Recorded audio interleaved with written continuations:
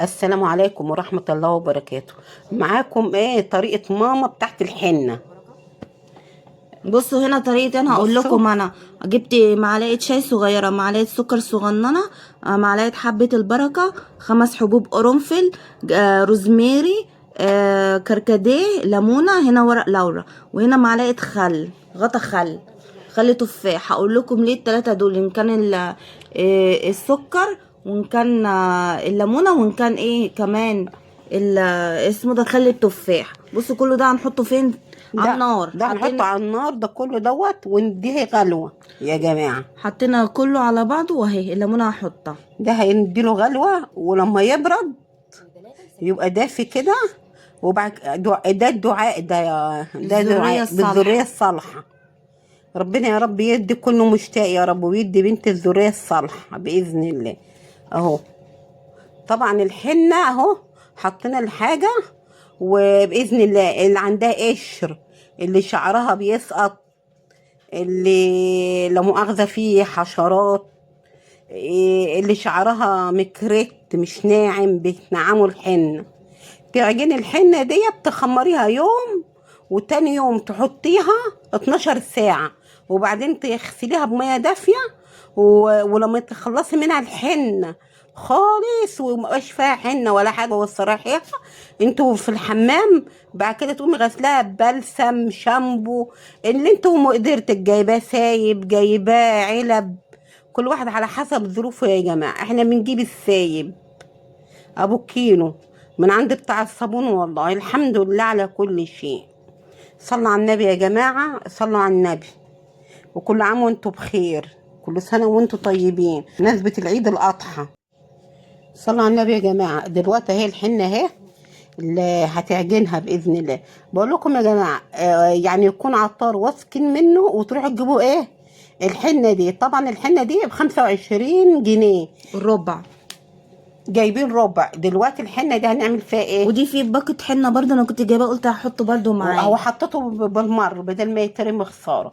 المهم هي هتعجنها وتاخد يوم، وبعد ما تاخد يوم تروح حطها بعدها بيوم. طبعا حرام ما تكشفش شعرها، طبعا انتوا وده عارفين. المشاط، حطيت حبه مشاط، 3 معالق كده. المشاط ده حلو قوي للشعر، برضه جايباه من عند العطار. طبعا حرام لما تبين شعرها ايه على البتاع ده. احنا مسلمين وموحدين بالله.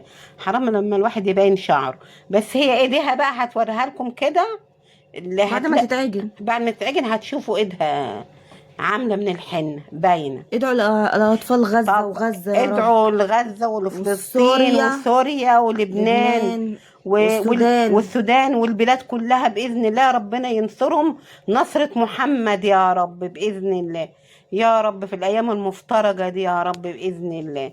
بإذن الله يا رب. بصوا، في ناس بتحط زبدية اسمه ده، على الحنة، وفي ناس بتحط بيض. انا ولا بحط ده ولا بحط ده الصراحة، مش هكدب بنتي عليكم. بتعجنها انا بعجنها كده وبحطها، وبتبقى حلوة في الشعر. بتعجنها بالمقادير ديت وجربوها جربوها على ضمانتي. بص، انا هو بصفي كان في روزماري بيقع في ايه، في التصفية اللي انا بحطها، كنت بشيله بايدي عادي. المهم بقى ايه، حطوا له لايك واشتراك، ها، وفعلوا الجرس، ها. دي و... عصرتها الليمونة. وقلبكم معايا كده، اقفوا معايا كده، ها. معلقة الخل اهي كمان. ها عشان القناة تكبر ليا وبيكم بإذن الله. ها والأيام المفترجة دي بإذن الله عشان أكسب الرزق الحلال بإذن الله. عشان بإذن الله كده ربنا يكرمني كده بإذن الله.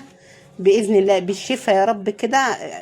يعني بإذن الله أروح لدكتور تاني كده وأشوف إيه النظام إيه عند الدكتور بتاع القلب. عشان العلاج والله ما جايب نتيجة معايا. ودكتور ماشي عليه بقالي فترة كبيرة ومن ساعة ما جاتني الجلطة على دماغي ديت وأنا تعبانة جامد. العلاج مش جايب نتيجة معايا والله، وزودني في علاج كتير وبرضه مش جايب نتيجة. تعبانة تعبانة جامد. امبارح كنت بنهج وكنت تعبانة جامد في الفجر. والله ما قدرت انزلكم الفيديو ده امبارح.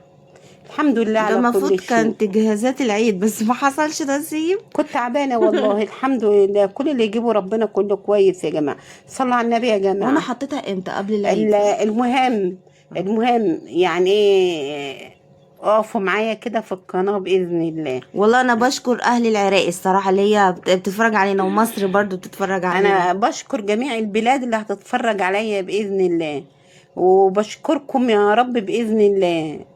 كلنا مسلمين وكلنا اخوات، يعني الاقباط مع المسلمين اخوان يعني. الحمد لله على كل شيء. هنا قلبتها اهي تاني برضو، اتقلبت خليتها اهي. مية شوية برضو. اهدي بقى ايه الملمس الحلو ده للحنة عشان تمسك في الشعر. ممكن يكون واحدة شعرها خشن، شعرها ايه بيشرب الحنة. ادي الملمس بتاعها الحلو ده. عايزة اقول لكم انا حطيت ليه خل تفاح وحطيت سكر وحطيت شاي وليمونة. التلاتة بيثبتوا اللون، الخل التفاح والليمونة والسكر بيثبتوا اللون قوي على فكرة. ولو في قشر برضو بيطلع بتاع برضو حلو الشعر. برضو الليمونة والخل التفاح برضو للقشر. هوريكم ايديا دلوقتي بعد ما هكيسها واحطها.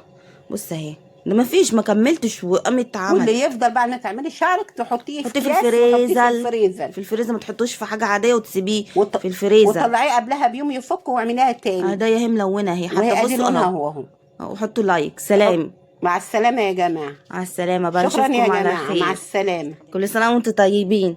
كل عام وانتم بخير. حطوا لي لايك واشتراك.